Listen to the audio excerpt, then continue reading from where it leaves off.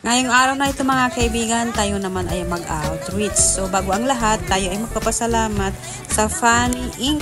dito sa New York sa kanilang donation na ibinigay sa atin ngayon. Syempre ako naman ay natuwa mga kaibigan dahil ang tagal po nang hindi nakasakay ng kurong-kurong at maraming salamat sa uncle namin, Uncle Ray Aquino, sa pag-pick up sa amin. Mas gugustuhin ko ng ganitong sasakyan mga kaibigan dahil alam nyo ba, maaliwalas ang ating view. Makikita natin lahat mula sa likod hanggang sa bawat gilid ng daan ay makikita mo lahat. Tapos syempre ang dami ding mga taong nakikita mo at syempre sabay kaway tayo dyan. Lalo na pag tayo ay pala kaibigan mga guys. Halos siguro mga nadadaanan ko mga guys ay mga kakilala ni Mamang at relatives namin. Kakatuwa mga guys, pati rin si mamang ko, yung katabi ko, si mom-in-law ko, na siyang kasama ko pumunta doon. At feel na feel ko naman paglalakbay mga guys. Ang saya kaya. Tignan nyo ang aking view mga guys. Diba? Only in the Philippines. Sino naman na makakaranas dito sa New York ng ganito? Wala. Wala kang freedom na ganito mga guys. Kaya sinamantala ko ng mga kaibigan na mag-enjoy sa ganitong paglalakbay kasi bihira na. Ngayon ko lang na-experience ulit. So ito ang daanan namin papunta sa darat mga guys. Lahat ng daanan nandito ay halos simentado na. Kaya hindi mahirap pag meron ka ng sasakyan mga guys. Ay hindi na mahirap talaga ang mamasyal.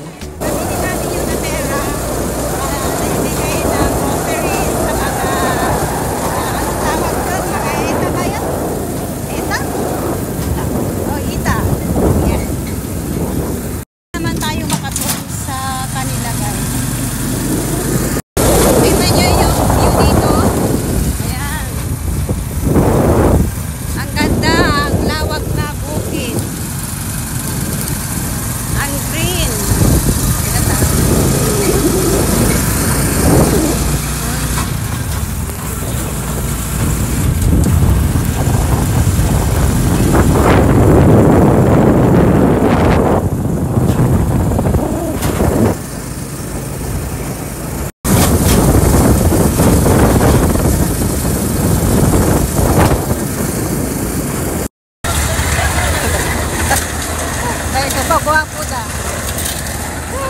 Ni ana dati rangtay? Okay. May da.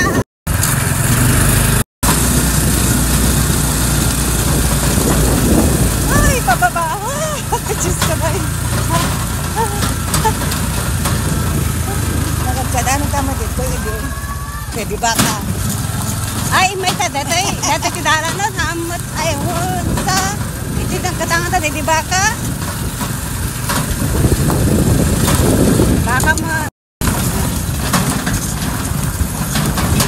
Baka hindi siya natatalyawan ta, di ba ka? Dito.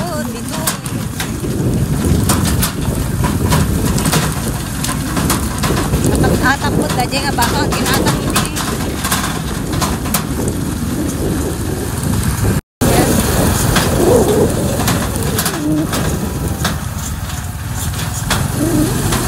Presko ng hangin dito mga guys. Grabe.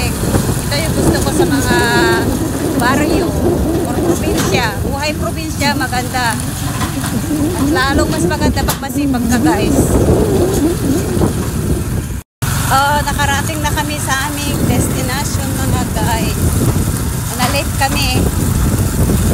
Mag-umpisa na sila ng aming service.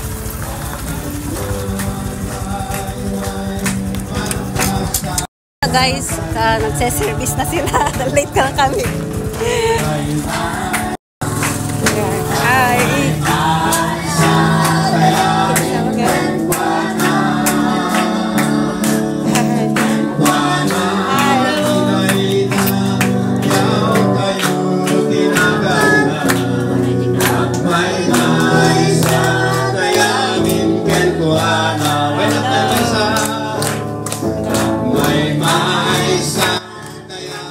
Abangan ang part 2. Thanks for watching.